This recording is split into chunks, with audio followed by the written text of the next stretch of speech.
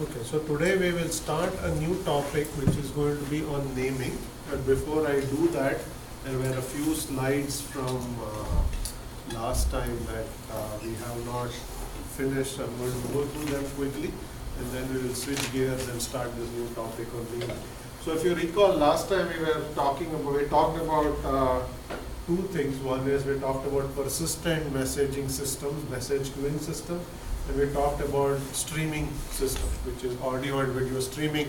I spoke about this notion of quality of service where when you stream audio or video data over a network, you need to provide some timeliness, meet some timeliness constraints from the receiver's perspective. Okay, and we saw how you can use a little bit of buffering to mask the jitter, which is the variation in how packets or frames arrive over a network. Okay? That is one consideration. The other consideration that you also need to keep in mind when you do audio or video streaming is this notion of synchronization between streams. Okay? Typically when you play back video, there could be at least two components to that video, maybe more. Okay? The minimum components are the actual video and the audio that goes along with the video. Okay? So typically, so these are encoded separately. Okay? In fact, if you are doing a live conference, let's say using Skype or Google Hangouts, the audio stream is being generated by the microphone. Which is here, it's not shown here.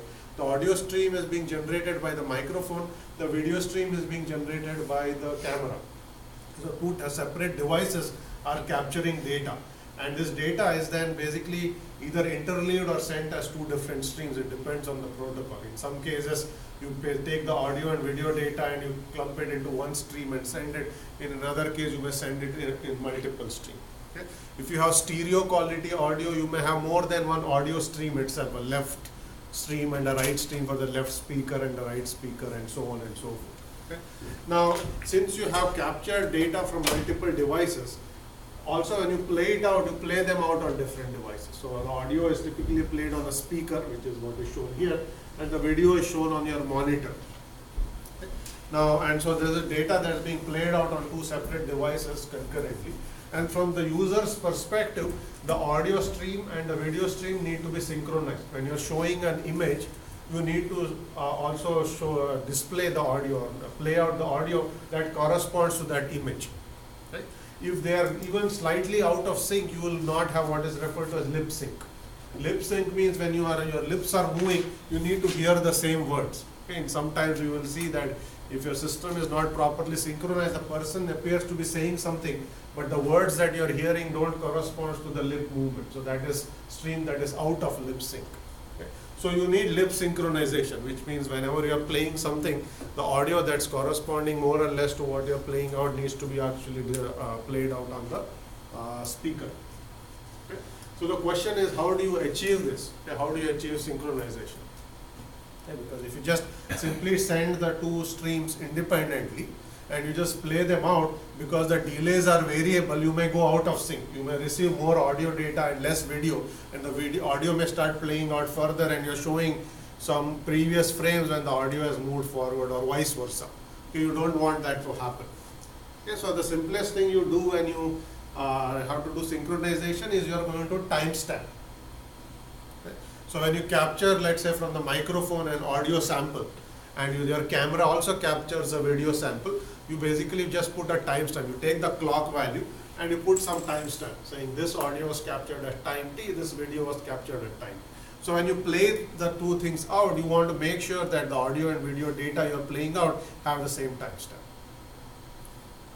Okay, that's the simplest approach. If you have the same timestamp, you are guaranteed that when the two pieces of data are captured together, they're also displayed or played out together.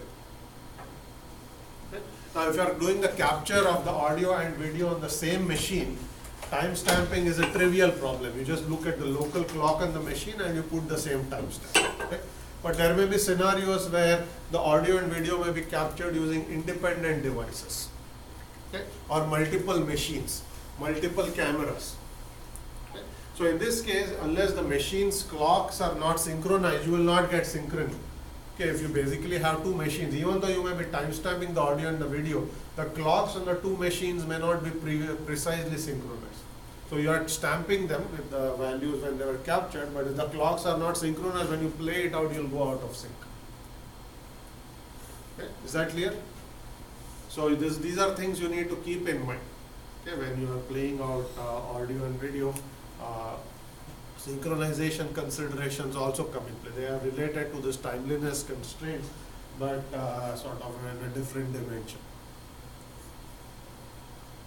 Okay, so there are many different synchronization protocol for audio and video.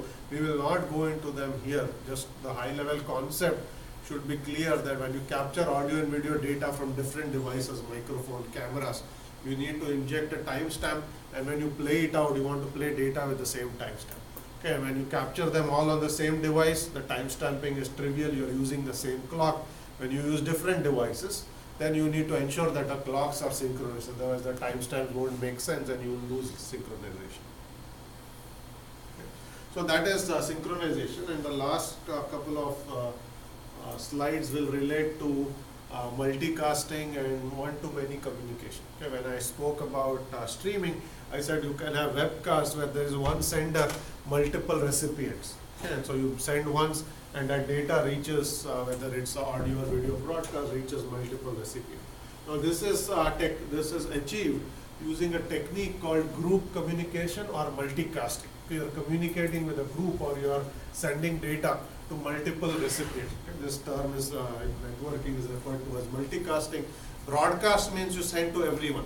Multicast means you send to a subset of the receivers on the network. Okay, unicast means you send to only one receiver.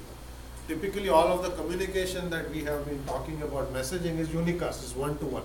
Okay, but you can have group communication, that's multicast. There are multiple ways to achieve multicast. One is you do it at the network level. Okay, this is referred to as IP multicast. Okay. In this case, the network routers have support such that when you send a packet, okay, it can be delivered to multiple destinations. Okay. So what happens in IP multicast is you have a special IP address that is a group address. Okay. So it is and then multiple recipients subscribe to that group address, and then the router knows when you send a packet to that IP address, which is not the IP address of any specific machine, it's like a mailing list. It's not an email address of any specific user, it's a group address. So it will, now the routers will deliver that packet to all the recipients. Okay? So this requires network level support. If your routers are not configured to support IP multicast, then you will not be able to use group communication.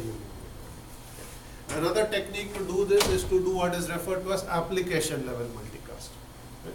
So application level multicast is achieved by middleware or entities in the network, okay, which is, you will see it's an overlay network, where you use unicast at a network level to achieve multicast at the application level. Okay? So basically the application may say send to a group, can hand it to the middleware. The middleware will know who belongs to this group, and it will send n unicast messages to each member of the group. Okay? So application has to only send once. Okay? The middleware will convert that one send into n different sends. But from application's perspective, you don't have to send n messages. Okay? So your abstraction at the application level is the same, whether you're doing IP multicast or application level multicast. You only do one send. Either the network will then convert that to n packets for n destination, or some application level middleware will decide how to do this. Okay, so depending on whether you do this, you get application level or network level. Okay, so I'll show a picture here of overlay networks. And so a few, maybe last class or 2 classes ago, we talked about an overlay network. Okay? I said an overlay network is basically a network of nodes which have logical links that is overlaid onto a physical network. Okay? Multicast is one scenario. Application level multicast is one scenario where overlay networks are used commonly. Okay, so here is an example where you are shown an overlay network. So the overlay network consists of nodes A, B, C, and D. Okay. The bold lines are logical links between the nodes in that overlay network. You will see that the logical links, the dark links, may traverse multiple links on the physical network. Okay, so in an overlay network, A and B are connected using one link, one hop. Okay. At the physical level also, that's basically you traverse 2 routers. You will see it's not one hop. Okay. Here B and D, you will see require multiple hops. Okay? But from an overlay perspective, B and C are one hop away. Okay? But when B communicates to D, when the message goes through the network, it may traverse multiple hops. Okay? So that's an overlay network. Now the way it is used in application level multicast is A may be trying to send to a group. A will just do one send, and you have this application level gateways which may be B, C and D that will form a multicast tree. Okay? So typically the way multicast is done is you form what is referred to a multicasting tree, where the leaves of the tree are the final receivers. Okay? So the pin. So this is a tree. Okay? This is the sender at the top of the tree. So the sender will always do one send and send the message. Okay? And then it will basically traverse through this tree, and then it will basically be delivered to the leaves of the tree, which are the recipients in the multicast group. Okay? All these intermediate nodes, if this is IP level multicast, they are actual network routers. If they are application level multicast, these are these gateways that just form this overlay tree. But the link from here to here may actually have multiple routers, okay, which are not considered when you look at it as an application level overlay network. Okay? So these are all middleware systems that are going to be responsible for taking a single send and delivering whatever that message is, whether it's an audio stream, a video stream, or a simple one-time packet to a group of recipients. The same can be sent about the network level multicast also, like the sender will send one sender to, like, they will distribute it to the ending node. It will also form the tree on the Yes. network. Then why is like the multicast and it is unicast application? So question is the same can be said about IP level multicast. You still have to form a tree, and then the tree, the nodes in the tree in this case are actual routers, and you do one send and you will have multiple receiving. So from that perspective, application level multicast and IP multicast are the same from an applications perspective. You do one send. Okay? As I just said, in IP level multicast, you need support in network level routers to support this multicasting mechanism. If the support for multicasting is not built into the routers, you will not have that function. Okay? Some routers may only support unicast. They may not have turned on the multicasting capability, or they may not even have software to support multicast. Because multicast is not required by the standard TCP/IP protocol stack. So if you have only basic support for TCP/IP, your router may not support it. In which case, if you want to do multicast, you're stuck by doing it at the application level. Okay, so it is simply a matter of whether your network supports it or not. Many networks don't support it, in which case you have to resort to doing application level. Okay, so it's a simple deployment issue. It's always efficient to do it at the network level, because this one link may be not optimal. It may require you to traverse through a bunch of links. So you could always do a better tree if you are doing it at the router level and network level. Yes. How prevalent is multicast? Because if it's not in the TCP/IP stack, then I don't think there will be a lot of routers which will support this capability. So the good question, it's actually a networking question, is how prevalent is IP multicast, and is it, if it's not supported, then does it work? So as it turned out, IP multicast was standardized, okay, meaning it is a IETF standard, and many routers actually include support for it. Okay? But ISPs, which are the network operators, sometimes don't turn on multicast support, and the reason for this is when you form this tree, you are putting state in the network. Okay? When you just simply do a unicasting, you don't need a state, you only have a routing table, that's the only state. But when you do tree construction and so on, you have additional state, that increases the complexity of your network. It can cause additional problem, and that does not scale. If you have lots and lots of flows, all of them are doing multicasting, the requirements at the router goes up. You have to have more and more memory to keep the tree state. And this is the simple reason why, although many routers come with multicasting support built in, the ISPs that are operating these routers don't turn on that function. Okay? As a result, multicasting is there in most of the routers that are out there, but simply not turned on. Okay? So, and to get around that, there are still applications that need it. Right? So there are webcasting applications that you see all the time. I say, we have a webcast, join in and we will send you a video stream, or this event is being, so you can stream it over a network. Those are all examples of multicast, but they all end up using application level multicast because of this problem at the network level. So it was a failure from a market standpoint. There's no technical problem with IP multicast. But that's a discussion for a networking club as to what should be the network architecture. Should you put state in the network, complicate your network design, or should you keep state at the edges? So we don't go into the details of that here, but any graduate level networking class will have more details. Any other questions on IP multicast, application level multicast? Okay.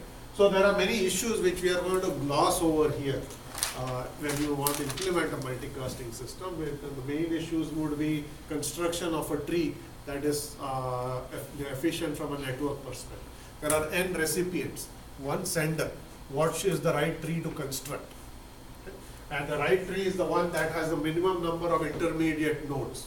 If the more nodes you have, the more work your network is doing to deliver a single packet to n recipients. Okay. So there's an entire area of research on how to create this tree in an efficient, optimal manner. Okay. So you can think of your network as a graph. Okay. It's a graph, and then you have edge nodes that are sender and receiver, and you want to construct a tree that is rooted at the sender that has the minimum number of edges and yet can reach all of your recipients. That would be an optimal tree construction algorithm. Okay, so there are techniques that researchers are looked at on how to do tree construction. There are techniques on how to incrementally construct this tree as recipients come and go. In many broadcasts or live webcasts, people may leave in the middle. You may join somewhere in the middle. So the tree cannot be constructed and cannot remain static. It will grow incrementally, it will shrink incrementally. So how do you do that dynamically and yet not cause any problems in delivering your packets? All of these are important considerations in designing multicasting system. But since that's more of a networking topic other than a distributed systems topic, we are not going to deal with those issues. But keep in mind, those are all issues that are nevertheless important when you think of group communication. Okay, so that's overlay construction and multicasting. So that's the end of the discussion on streaming. I will go back to two slides that I had somehow skipped by mistake when we were talking about RPC systems, and particularly we were talking about RPC failures. Okay, so if you remember, when we talked about RPCs a few classes ago, we said there's a client that is making an RPC request to the server. Okay? And we are simply asking the question, what happens if there is a failure in the middle of an RPC request? So we said, what happens if the RPC request is dropped by the network? We said you can retransmit. Okay, but then if the RPC request has been received by the server, processed, but the reply is lost, if you retransmit, the RPC will execute twice. And we said you need to make it idempotent, because if the RPC request is increment a counter, and if you send the same request twice, you will increment twice instead of once, okay, because of lost packet. So you need to deal with all of those issues. Now, the things get more interesting when the client fails, not that there is a server failure. Let's say server is reliable, but the client will fail somewhere in the middle. Okay, what can you do? So when the client fails in the middle of an RPC request, okay, especially if it's a long-running RPC request. Okay, we have not put any limits on what the remote method is, how long does it take. Some methods may take a very short period of time to execute, others may be long-running computations. You send a request, there's a long computation, reply comes back several minutes later. So it could be any of those. So this slide is gives you several different scenarios that you could use to deal with client failure. So basically, whenever a client fails in the middle of a server processing an RPC request, we will refer to that RPC as an orphan. Okay, this is an orphan RPC. There is no client to send the reply back to. The client has crashed. Okay, the question is, how do you deal with orphans? Okay, one is you do something called extermination, which is the client stub or the runtime system will track whether the client process is up or not, and if it goes down for any reason, it will log it and explicitly send messages to the server saying, we sent an RPC request, client has failed, process has crashed, terminate this request, don't bother. So straightforward thing, this is referred to extermination. You explicitly go and kill orphan RPC computation. Okay. There's another technique here called reincarnation. Okay, so this is going to take over, now got more complicated. Your stubs have to track, is the process alive, has it gone down? You have to have extra mechanisms to tell the server in the middle of an RPC computation saying don't bother, terminate the computation. All of that causes more overheads. So these are all simpler strategies. The next three strategies are simpler. So reincarnation is the first of those strategies, which says let's not bother doing anything every so often. What we will do is we will divide time into epochs. At the end of every epoch, we will see is there some long-running RPC request that has not finished so far. Okay, and if it is still running, at that point in time, we will just send a heartbeat message to the client saying is the client alive or not. We just already spent quite a bit of cycles computing the response for this RPC. The client better be alive. Okay. So you do these checks only every so often. Here, the checks are being done on a per RPC request basis. Here the checks are done every once in a while. You could take once an hour, once every 10 minutes. You pick the epoch period. Okay. And at the end of that, you just do a check saying, is there anything that is running where the clients have crashed? If so, those are the ones you will terminate. Okay. So that is reincarnation. Gentle reincarnation says at the end of every epoch, you not only see if the client is still running, but if it crashed, you see if it has come back but is now a different process. And is there any reason to still deliver the results to the crash process that has been reincarnated? Because that's called a gentle reincarnation. And the last one is simply a very simple strategy that uses expiration time on RPC request. Every RPC request, this is a simple strategy. When you make a request to the server, you attach an expiration time. Let's say 30 seconds, just picking a number. Okay.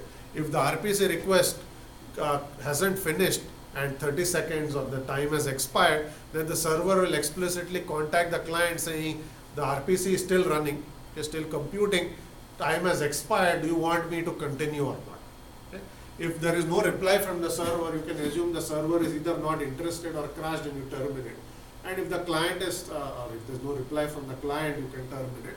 And if the client replies saying, no, continue and finish the computation, then you can attach another expiration, another 30 seconds. And at the end of that, you keep doing this. So very simple strategy where you have a fixed time T assigned to every RPC process, RPC request rather. And if the request doesn't finish within time T, you check with the client. Should you continue, not continue? And then depending on what the client says, you can either terminate or not terminate. So these are all strategies that you have to implement in the RPC runtime system, okay, to deal with failures.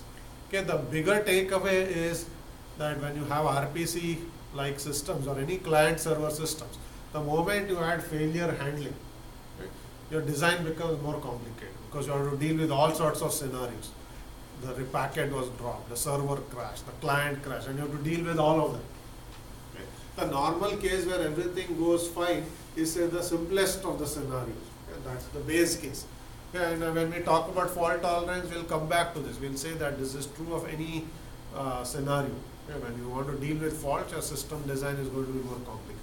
Nevertheless, you need graceful ways to deal with failures. You can't just throw up your hand and say, I didn't design my system assuming something could fail. If something fails, too bad. You can't do that. You want to basically have some way to recover from failures and continue. Okay, which is why you need to think about some of these things. Okay. So this is actually material from chapter 7 that I stuck in with RPCs, which is actually chapter 4. When we come back to fault tolerance chapter, which is chapter 7, we look at failures in the more general case. This is simply failures of RPC requests and responses and clients and servers. Okay, but this topic will basically have broader implications when you are distributed system design. Okay, any questions here? This is basically going to be, I do have one more slide which is on Sun RPC. And then we will move on to the naming chapter. Okay. So this was a case study of an RPC system that, again, because some slides got overlooked, I had skipped, but I do want to cover this material as well.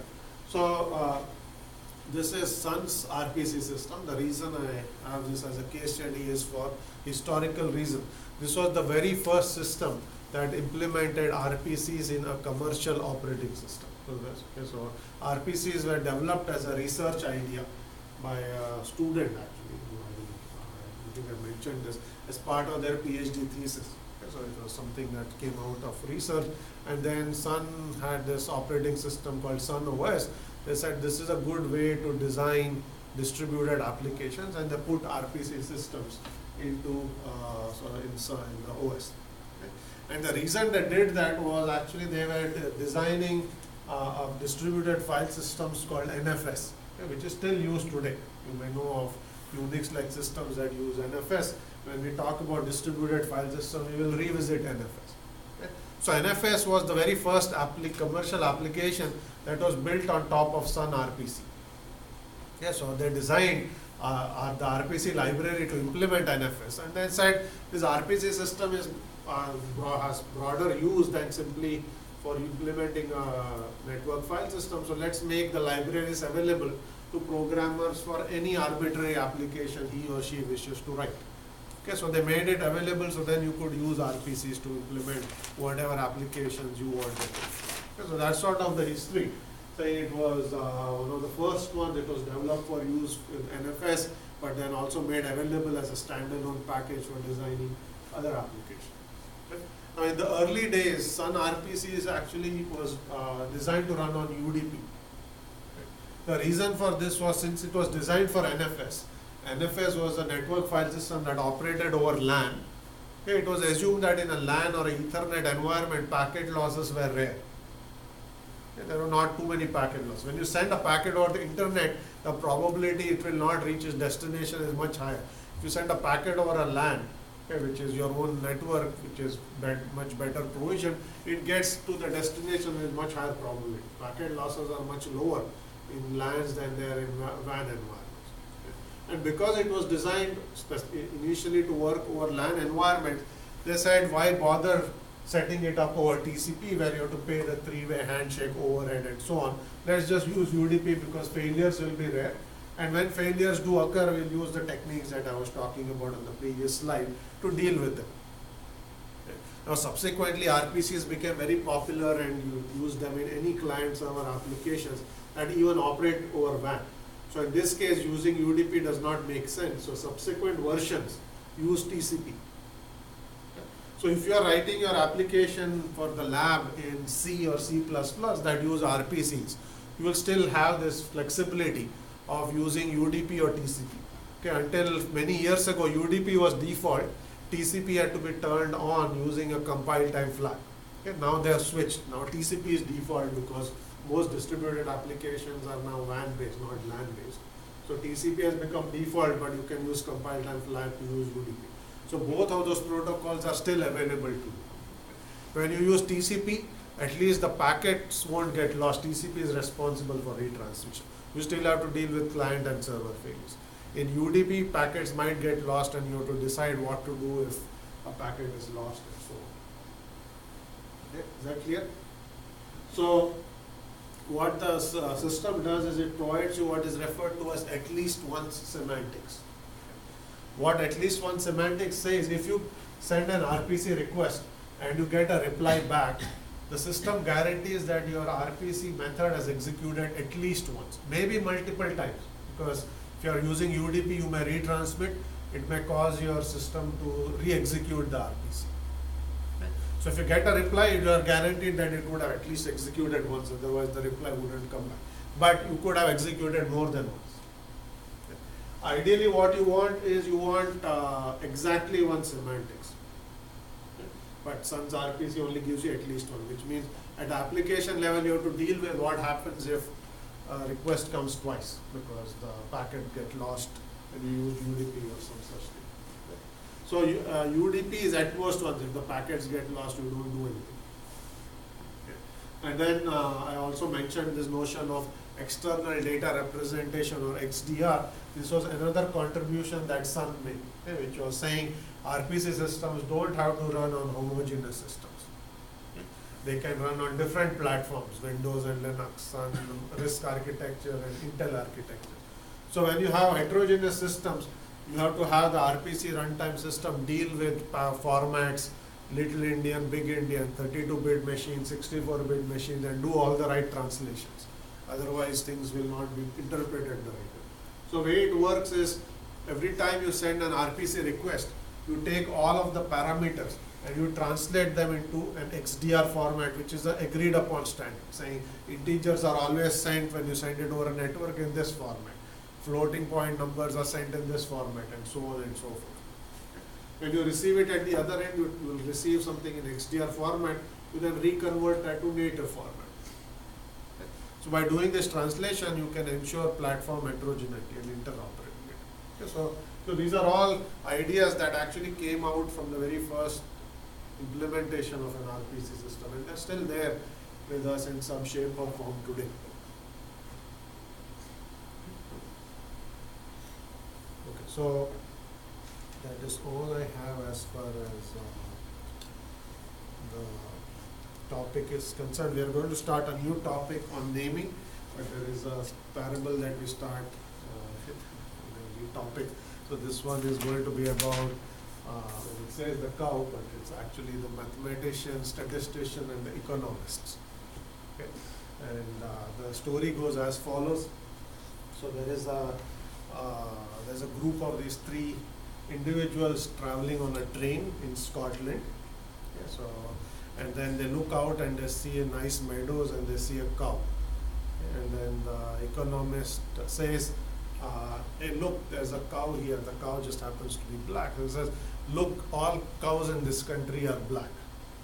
Okay. And then the statistician says, wait a minute.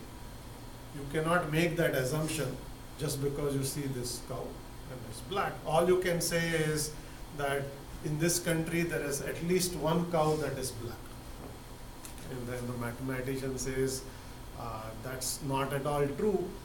If you just look at this cow, all you can say is that in this country there is at least one field in which there is at least one cow whose one side is black. That's the side we see. So what does this parable have to do with computing? What it says is, when you look at the data, be careful of what you can infer from the data. Don't over-interpret what the data is telling you. So that's basically the reason for this parable. Okay. So with that, we will switch gears, talk about this new topic on naming, give a little bit of a background, and then we will do a quick overview of naming systems that you see, and talk about two specific ones, DNS and LDAP. This is an entire chapter, but we are going to go through it quickly. Basically, we will not spend more than a lecture, maybe lecture and a half, and then move on to other topics. Okay. So let's first see, what is this problem of naming? Why is it important in a distributed system? Okay. So the reason, so first of all, what is naming? Okay. Naming is basically a mechanism by which you can access any entity in your system using a name that you have assigned to. Okay. Most entities, if you think about it, most entities in your system, whether it's a distributed system or any other system, are referred to by names. Printers have names, machines have names, objects are given names, methods for objects are given names, files have names. Okay. So any entity that we have in our system, we access by name. And it's the job of the underlying system to translate the name that the user has given for that entity to the actual identifier, or the actual track down the actual object based on the name. Okay. Typically, names happen to be something that humans can easily remember. Okay. Machines are given names, okay, and they get translated to IP address. If you ask users to address machines by their IP address, nobody will be able to do anything. You can't start remembering random strings of numbers. Okay, this is why you give a name saying CNN.com or Intel.com or www.intel.com, and that gets translated to an IP address. Okay, so the naming problem allows you to assign easy to remember names to any object, that any computing object that you want to access, and then address it by that name. Okay, that's the problem of naming. Okay, and now what we want to understand here is what is referred to as name resolution. Name resolution is given a name You want to somehow map it onto the entity that the user is trying to access. Okay? If you give a file name, then how does the file system track down what blocks actually represent that file? If it's a machine name, how do you track down what is the IP address and where the machine is located? Okay? That's the problem of name resolution. So whenever you have names, there is going to be a naming service and a name resolution that's working in the background to somehow translate that name into the actual object or its identifier. Okay. Now what is interesting to us is not just how name resolution works, but how do you have naming in very large global scale systems. And what we will see is in very large systems, the naming service itself is distributed. Okay, when you have large distributed systems, the naming service that you use in that distributed system will be so large that it will itself be distributed. So this is why we are looking at this problem in a distributed systems. So we'll see how do you design distributed naming systems, how they work, and we'll see some examples. Okay, examples you may be familiar with. We'll use DNS as one of the main examples, and we'll use some other ones such as LDAP. So here are two canonical approaches for designing naming system. Okay. First one is we can use a peer-to-peer system to implement naming. Okay. So naming is basically, think of naming as a table that maps a name to its identifier. You can have a name of a machine to its IP address. You can have a file name that maps onto its internal index name. Okay. So essentially naming is at a very coarse level is a table lookup. You basically have a key, you map it to a value. And when we looked at peer-to-peer systems, I think in the very first or second class, we already looked at key value based lookup systems in the P2P world. Okay, so you can have peer-to-peer mechanisms or peer-to-peer naming systems that allow you to specify a name and map it to its value. Okay. You can even implement some of these naming services in a P2P manner. But what we are going to do is not study P2P mechanisms here. We are going to look at the more traditional hierarchical mechanisms. And we will also see that your naming system can be hierarchical in nature and also distributed. And we'll see how you can implement naming systems in this fashion. This is far more popular, although we can also implement the exact same naming system using a P2P mechanism. Okay, so just keep that in mind. We'll just ignore this part of how to do naming. We'll only look at this one. Okay. So we are going to start very simple. Okay, we are going to start with file names. Everyone knows, or even URLs for them. You know what a URL looks like or what a file name looks like. Okay, so a file name typically may look like this. This is referred to as a full path name, a fully qualified file name is /home, name of the user, and a file, which is a mailbox file with that user. Okay. When you try to open a file with that name, your file system in this case has to do name resolution, which is take that name that the user has specified and map it to an actual file. And this is basically could be your file hierarchy, which is basically the list of all the files. If you organize it, you will get a tree or a DAG-like structure. Okay? At the top, you have the root files, root directory. The root directory may have a set of subdirectories. Within those subdirectories, your other directories and so on. So trying to resolve that name involves doing a traversal through this naming hierarchy until you hit the leaf, which is the file that the user is trying to access. So you will go down, you start with /, you look for a directory called home, you will then go into that directory called home and look for a subdirectory called steen, you will go into that subdirectory, look for a file called mbox, and that is this file. That's how a file system is going to do name resolution. Okay, in a local file system, not even a distributed file system. Same principle applies when you have distributed or network file system, except that name resolution now includes multiple entities, not just a single entity, because files may be stored on remote machine. So name resolution will start on the machine where the file is accessed, and you start traversing down your naming your file hierarchy. At some point in time, you may realize that this is not a local file, it's a remote file. It's a file stored on some other server. So in that case, you are going to take the rest of the resolution process and hand it off to the server saying, this is a file stored on your machine, you do the rest of the resolution and try to locate the file. Okay? So the name resolution involves multiple entities. We'll see that this principle will be true even in distributed naming systems. Okay? What is shown here in particular is NFS, Okay, the Sun's network file system that I was just alluding to when we talked about RPC. We will come back to NFS in a later class. But what you have shown here is what is referred to as the mount protocol that allows you to create a mount a remote volume onto local drive.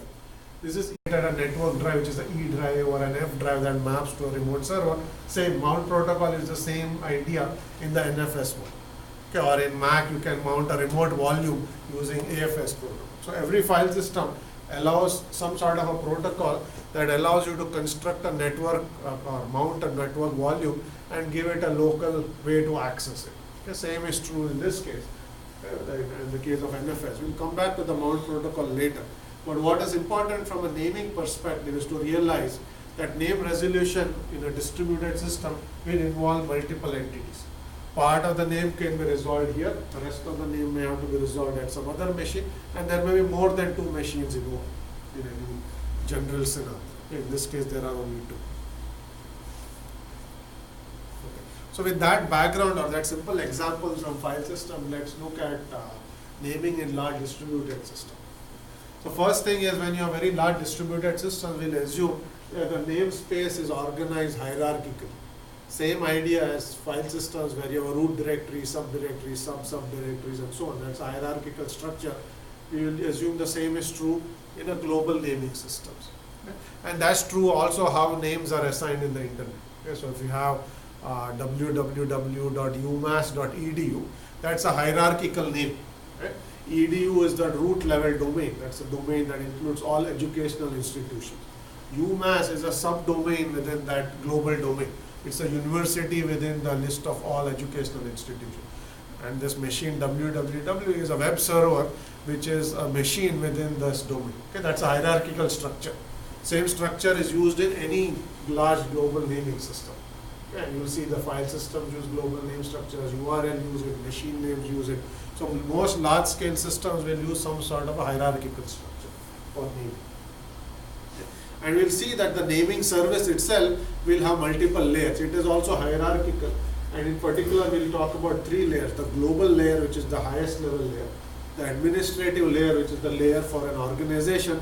And the managerial layer, which is the lowest layer, which would be sub-entities or machines. And this is best understood by simply looking at the structure of how machines are named, using DNS in this case.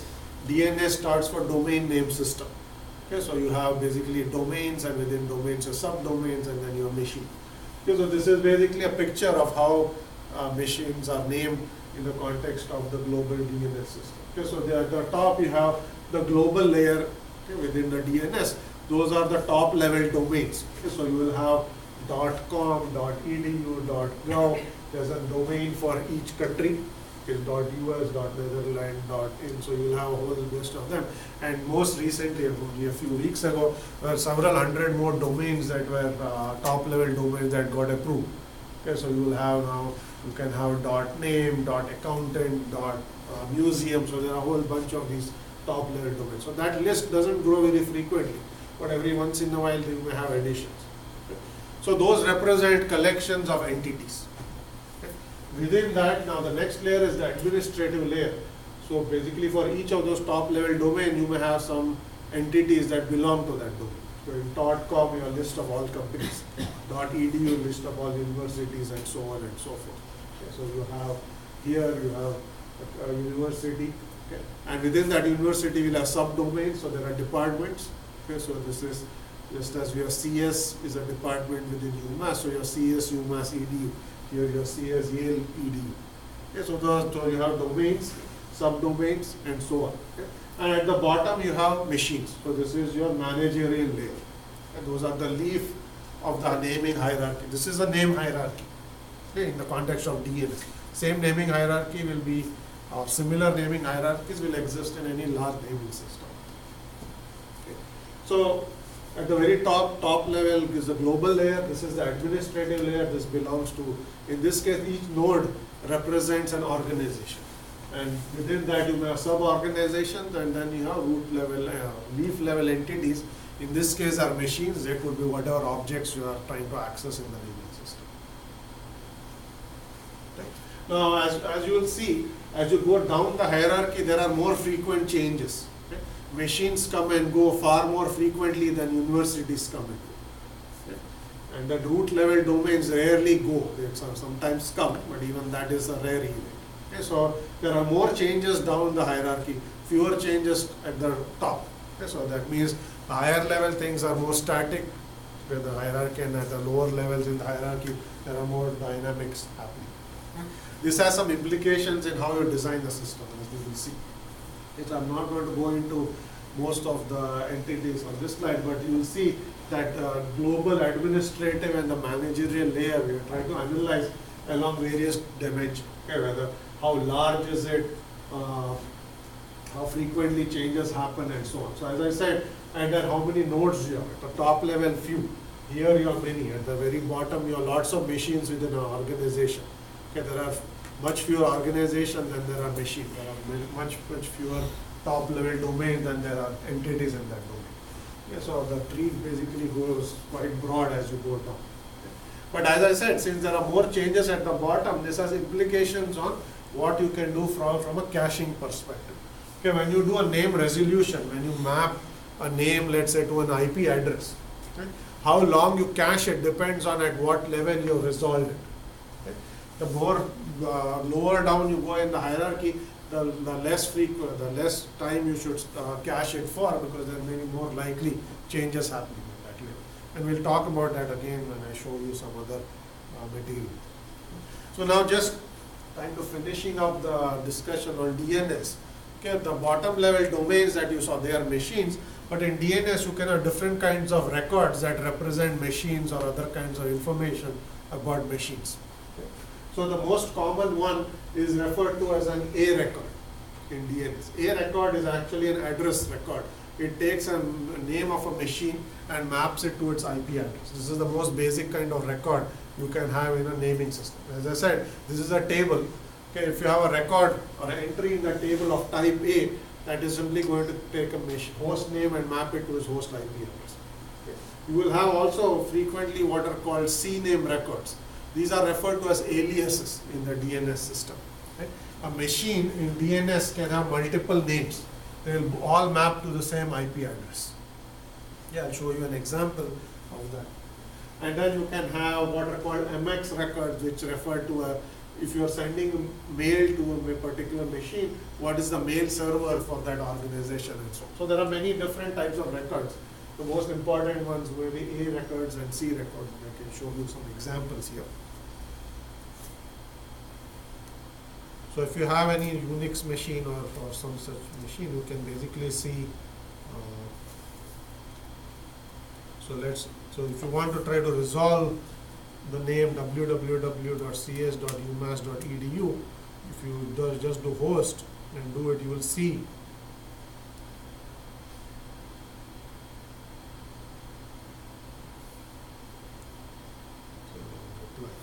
so here is the actual A record. So I asked the question, what's the IP address of www.cs.umass.edu? The answer came back saying this is an A record, which is basically that IP address.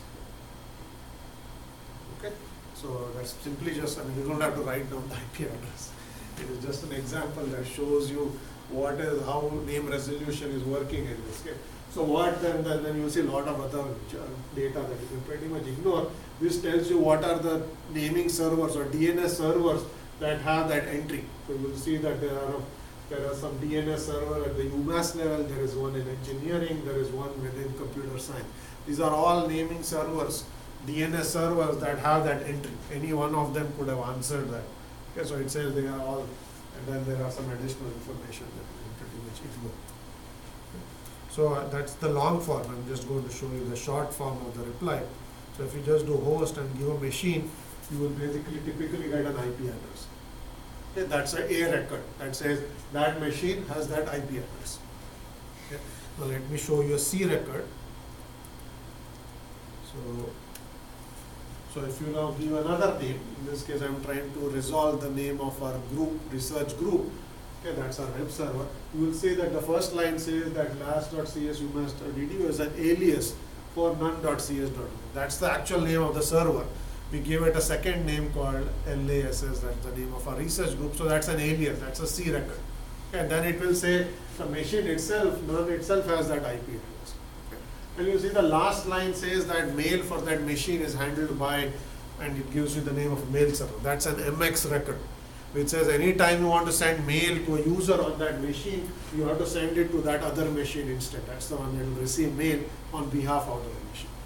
So these are all records that you have in a DNS system. Okay, there are different kinds of entries that give you different kinds of information. Okay. So what this says is there is one IP address can have multiple names. There's usually a primary name, and then you can have a bunch of aliases. You can have as many CNAME aliases as you want, for example. Okay? Just as an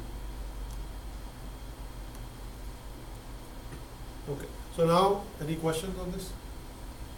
So now we'll do some additional sort of details of how name resolution works.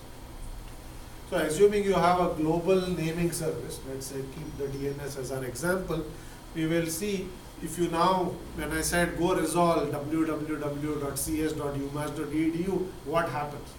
How did you take that name and get an IP address out of it? And how do you get given any name? You could have given any name you want, and it will give an IP address. So what is it that is happening within DNS to resolve this? So the way name resolution works is there are two canonical approaches: an iterative name resolution and recursive name resolution. So first of all, when you try to say resolve this name, you go to your local server. There's a local DNS server and say, here is a name that I need to resolve, go resolve it for me. Now since this is a hierarchical naming system, what typically will happen, let's say you want to resolve www.cnn.com. So what you will do is your local name server will first go and say, what is the name server for the .com domain? Yeah, so it will go at the start from the top. You will always start at the root and you descend. So you go to the name server for .com and say, do you know of a domain called CNN? Yeah, so that's the first thing you are going to send. You send it to the root name server in the iterative name resolution and say, do you know a name, or you'll say, give me the name server for this domain called CNN. Okay. And so the root name server should have entries for the name server for all of the next level domains that it knows about. So it will say, okay, you want to do CNN, go talk to this DNS server that can answer questions or queries about CNN. Okay, so that will come back to you, and then you will contact the next level node and say, okay, now give me the name server for whatever the next level in the hierarchy is, and so on. So you will iteratively start resolving. Okay? So you will start with the root name server. You will say what's for .com. From .com, you will go to CNN's name server. From CNN, if there are sub-organization, you will descend similarly. So when I did www.cs.umass.edu, you would have started at the root of the hierarchy and said, what's the name server for .edu? You go to that name server and say, what's the name server for UMass? And you go to the UMass name server and say, what's the name server for an organization called CS? Okay, and then you go to the CS name server and say, do you know of a machine called www, what's its IP address? Okay. So you have to make this request iterative. Okay, this is referred to as iterative name resolution. The other way to do the same thing, which is you end up with IP address, is but use a different mechanism, is a recursive name resolution. In recursive, you don't make repeated requests to each level in the tree. What you do is you simply send the request initially to the root name server saying, here, go resolve this IP address and give me a response. Okay. So you send it to the root of the DNS system. The root of the DNS system in this case will say, okay, where is there a CNN name server? It will forward the request saying, you go resolve the rest of it and send me back the result. So you send it to CNN and CNN will go and try to resolve whatever it is. And then the reply will trickle back up. Okay, and then the request, the response will finally come back to the client's name server. Okay, so this is referred to as recursive name resolution, where you send the request to the top, the request will trickle down and the response will come back.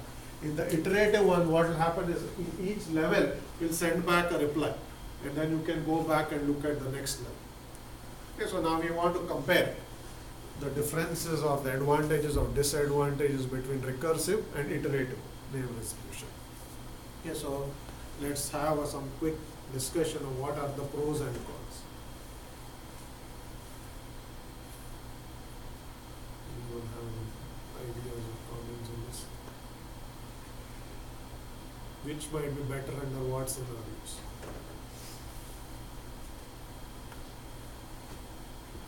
So let's take iterative, and now let's ask the question, what if the domain you are resolving is on a different continent? Let's say you're trying to resolve a machine in Japan or in Asia. Let's say China, India, Japan, pick something. Okay, so now what would happen is each of those name servers for the domains and subdomains, they will all be located on a different continent. So if you are making this round trip request to each level, these will incur a continental hop. So you will go, let's say you start at the root and say, where is .gp, that's Japan. Okay, that's going to be some name server located in Japan. Okay, that's the country name server.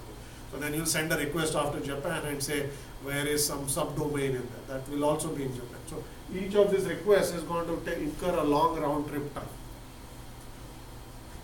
Okay? In iterative name resolution.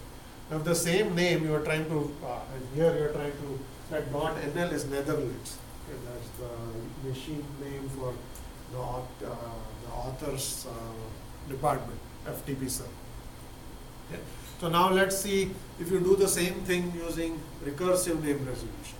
So in this case, the first request does have a continental hop and it goes off to, in this case, let's say it goes off to Japan. But then as the request trickles down, those are all machines local to that country. Okay, because the organization is within that country, the sub-organization is probably within that country and so on. So all of these requests, which are sort of, as the request trickles down, are going to be smaller hops than a transcontinental hop. So you can imagine that in iterative name resolution, the further away the system that you're trying to resolve is, the longer is the round trip time, and you will incur multiple round trip time overheads in order to do the full resolution. But in recursive, that overhead is only going to be incurred when you send the initial request and get the initial final reply, but not for all those intermediate ones which will trickle down to from one machine to another, but those will be closer geographically. Okay, so that's an advantage of recursive name resolution. Yes, question. What if one of those communications don't make it back to the recursive? What if the communication fails? Yeah, then does the client know? Yeah, so I mean, things can go wrong in name resolution. The name server may be down and you may not hear back. But that may be true regardless of whether you're doing iterative or recursive. And you will basically have to have things like timeouts and say no reply received. Okay, that is true regardless. The client will not get a reply. In the iterative case, if let's say this name server was down, the first you will get a reply, but when you try to send something here, you will never hear back. And in the recursive case, you send the first request and no reply ever comes back. Okay, so the failures you still have to handle. Okay, but they will be there in both cases. You won't get a reply. Any limitations of, so we saw benefit of recursive. Can you think of any disadvantage? If not, then we should always use recursive. Too much overhead on the node, sir. Okay, so the main disadvantage, as was pointed out, is this, too much overhead on higher up the hierarchy. Every request that will try to resolve .com will then hit that .com server. Okay, and then it has to basically treat every DNS request in the world is now being handled by the root name server. That's a lot of load, okay, because there are literally hundreds of millions of internet connected devices. Every DNS request is now hitting this small number of name servers is going to really cause a big burden on those machines. Okay, because now it has to be responsible for sending a request down and sending back a reply. Okay. Now, why is the load less in this case? If your local server already has a part of it, then you go directly there instead of going all the way to the top. Okay, so what is being pointed out is, as you do iterative name resolution, you can cache previously looked up names. Okay, you don't always have to go to .com if you already resolved .com from some other domain, for instance. Okay. or if you are looking at, let's say, www.cs.umass.edu, next time you want to do ftp.cs.umass.edu, you don't have to start at the top. You can look at what part of the name you already resolved, and you can cache those entries, and then simply go to the local name server if you know where that is already. Okay.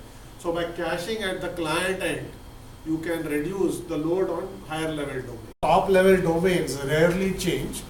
Okay. You can cache entries of top level name servers for a very long period of time and not have to keep on resolving it and reduce the load. But as you go down the hierarchy, you don't want to keep those names for long periods of time. Once you resolve www.cs.umass.edu, you don't want to keep it for 6 months. Okay, because the machine could change at that time. Okay, somebody could have switched the hardware, changed the IP address. But .edu probably you can keep for a very long period of time. It may not change very frequently, if at all. Okay. So you can use caching to reduce the burden on higher level nodes and iterative implementation. So that's the advantage of iterative. Okay, is that clear? The other thing you can keep in mind is you can also do caching within the name servers. Okay. If two different users from two different organizations both want to look up www.cnn.com, if you, after the first time, if the root name server caches the entry, then the second request doesn't even have to trickle down, but the root name server still has to be part of the request resolution. So the load will still be high, but the caching can be now exploited across organizations. In the iterative, the caching is only for within the local name server. If there is a name server in engineering and a name server in CS, and you have resolved cnn.com, if the other person in engineering tries to resolve it, that name server doesn't have it cached. So you will still have to send it. Okay, but in the recursive one, it doesn't matter who. If somebody requested it from any organization, it's still cached. So caching benefits are distributed across organizations. Here caching benefits are local. Okay, so that's the basically, and these although we talked about this in the context of DNS, the same ideas apply regardless of what kind of naming system it is. You know, hierarchical naming space, you could do recursive or iterative. Okay, and the same principles will apply. Okay, any other questions? Somebody else? Yes. Can you have a combination of the two? Can you have combinations of recursive Of the and two of them? what do you I mean mean, by that? so if you now say umass.edu and then you go there and then you do it recursively, instead of say you're doing cs.umass.edu. Okay, so question is, can you have some combinations where part of it is recursive and part of it is iterative? Certainly, if you design your naming system, you can make whatever design decisions make sense.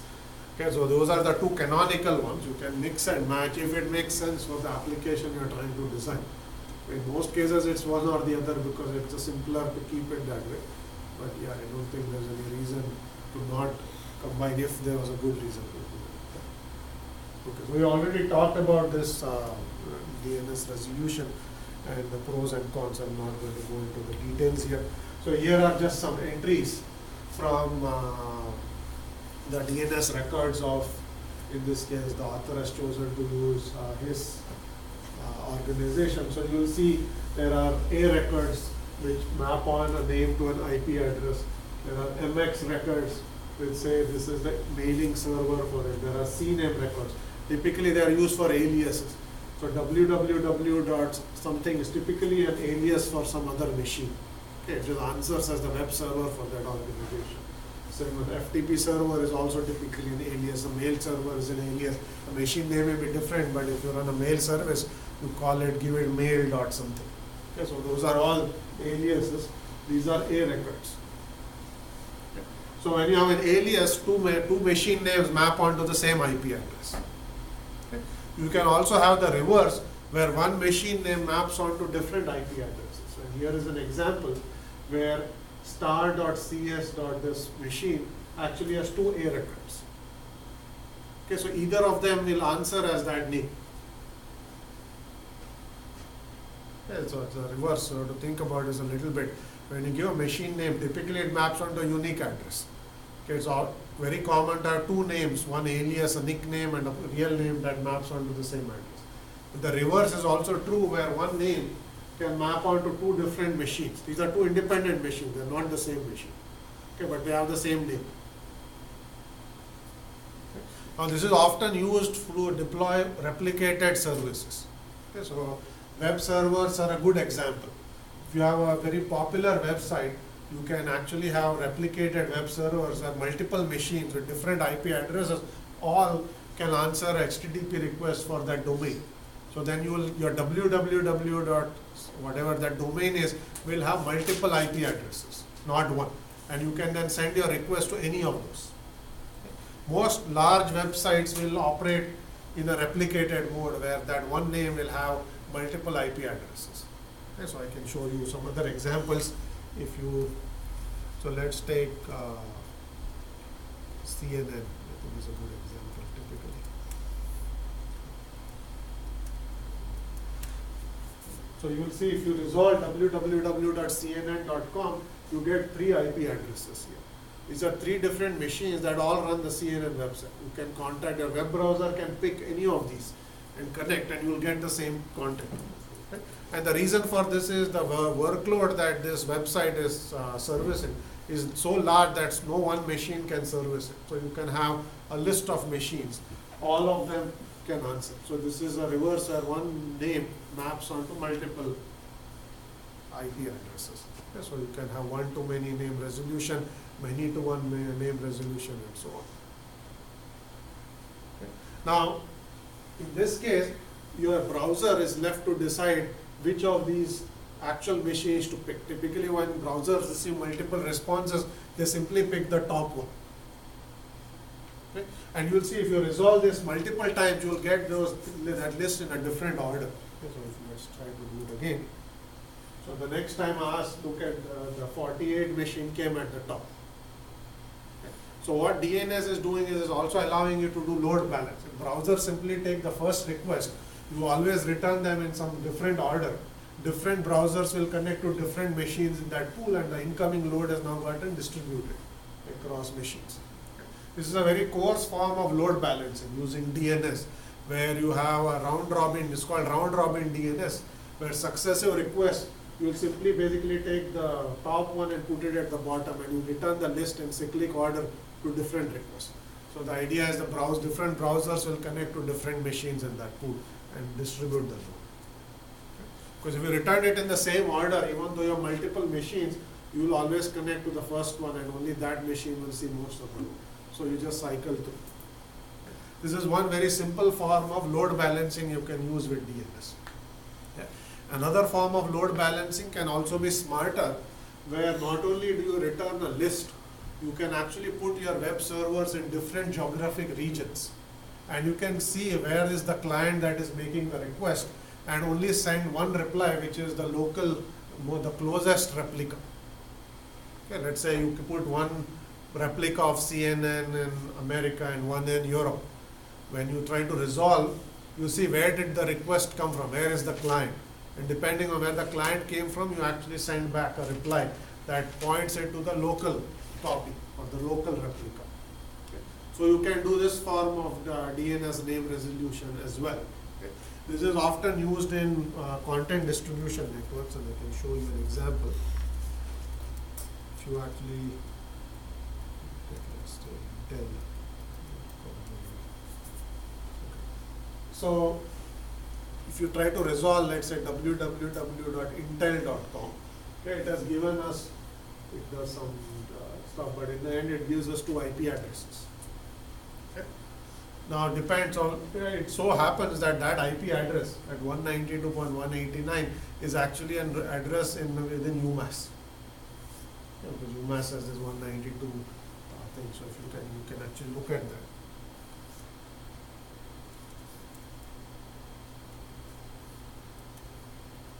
So if you look at this 130 domain, you will see that's actually, you will see gateway.umass.edu. Okay.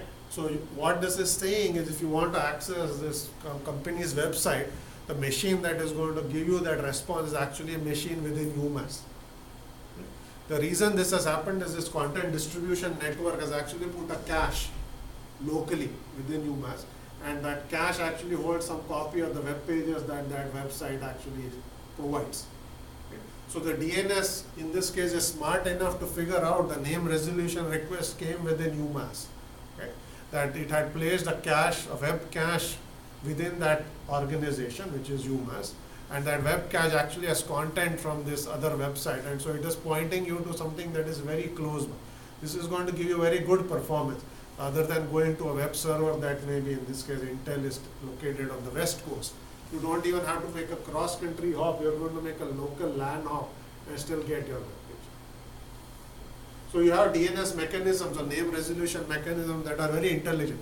If you do the same name resolution from your home, let's say you have Comcast broadband connection, you will get a different response. And that response may be a cache that's within the Comcast network, for example. So in this case, you are using web caching, which is why you can actually give very local responses. Even if you did not have a web cache, you simply had real replicas placed across regions, you do the same thing. You see, where did the request come from? Where is the closest copy? And then you just point the client to that copy. Okay, so your name resolution can be more than iterative or recursive. It can also be intelligent. It can decide where is the user coming from, where should I point them to, etc., etc.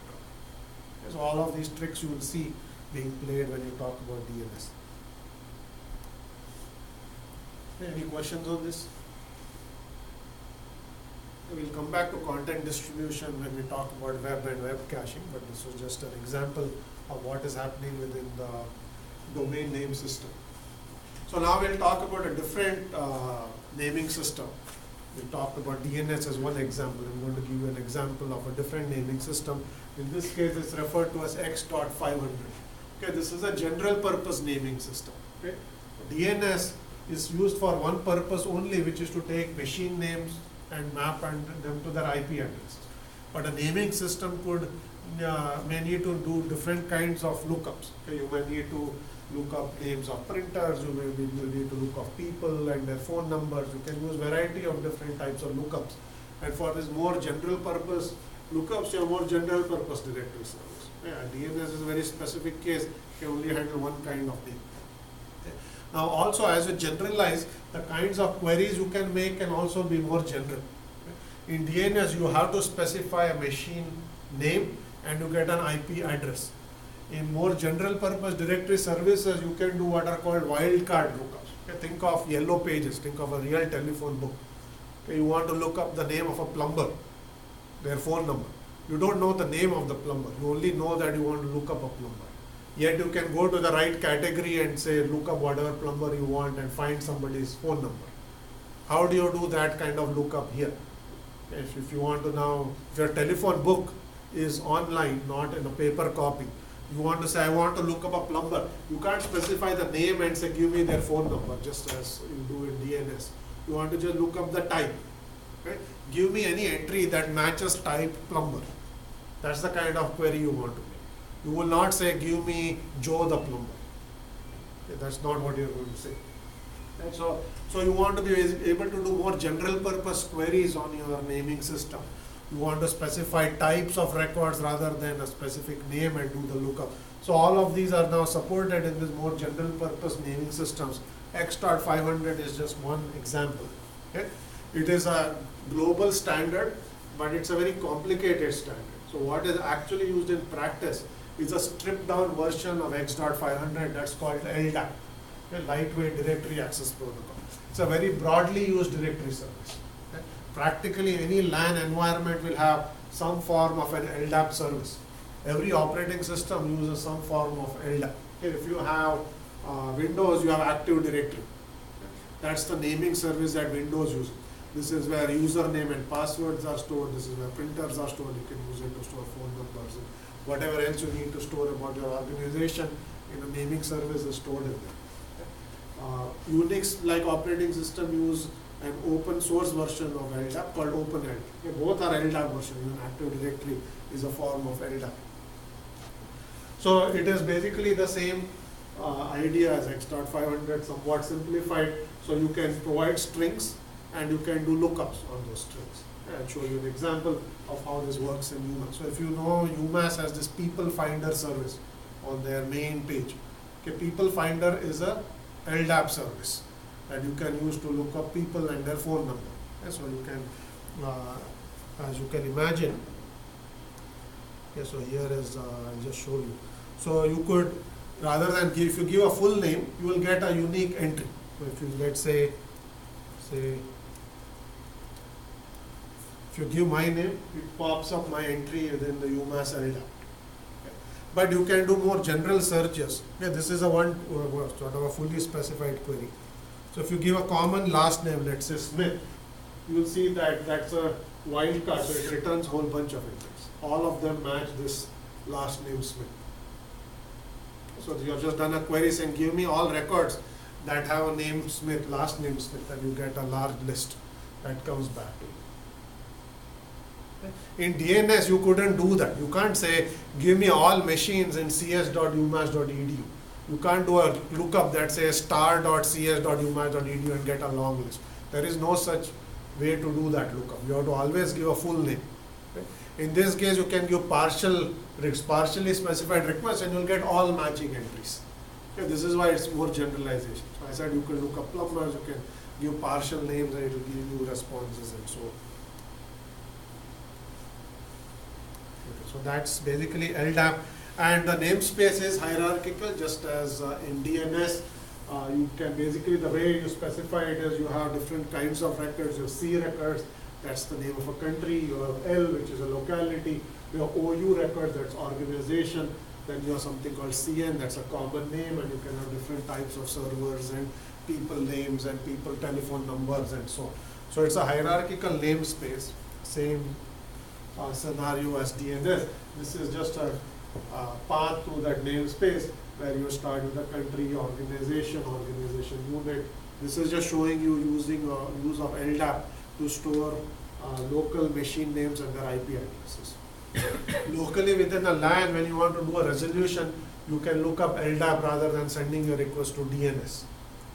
Only entities outside your organization you ask DNS to resolve. So you can use a combination of the two, in this case to resolve machine names. But LDAP services, as I showed you, can do a lot more than resolve machine.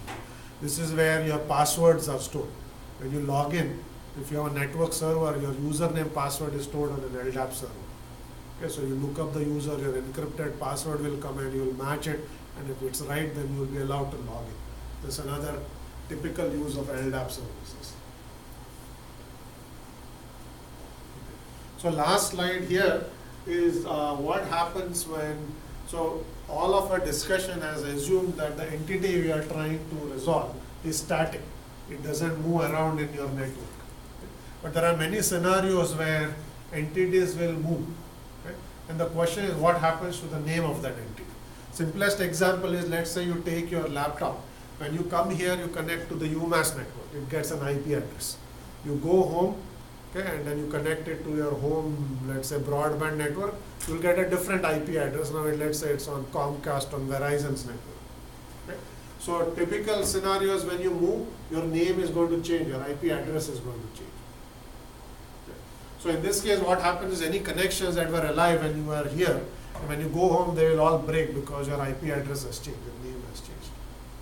That does not have to be the case. There are scenarios where an entity may move within the network, but its name remains the same. The underlying mapping will change dynamically. Okay, so think of it as you always have a name saying food.cs.umass.edu. No matter where you go, if you are in a coffee shop, you are connected to the coffee shop's Wi-Fi, you can still be accessed at food.cs.umass.edu. It's just that the IP address keeps changing.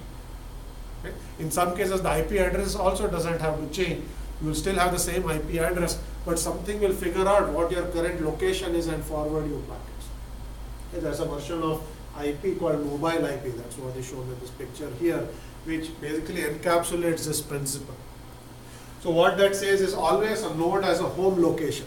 That's its normal location.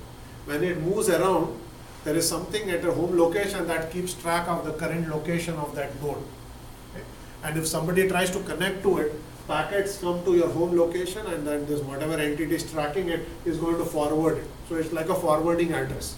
You have a permanent forwarding address that keeps track. No matter where you are, you always have the same name, same IP address. Even your IP address doesn't change. Simply packets are routed to you.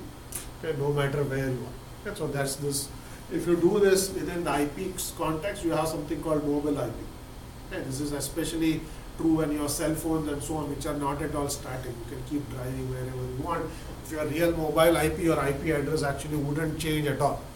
Okay, the way today's cell phones are constructed, they don't actually use mobile IP. The network address keeps changing transparently to you. So you don't see things going wrong, but that's the way you can actually design it more seamless. The system becomes more complicated. It not only has to resolve, but it also has to figure out where the location is and have some ability to forward packets to that node and so on. So this is just yet another dimension of a naming service where there is changes at the very bottom. In this case, nodes moving from one location to another. So we'll stop here. We ran out of time. We'll continue some of the discussion next time. Okay.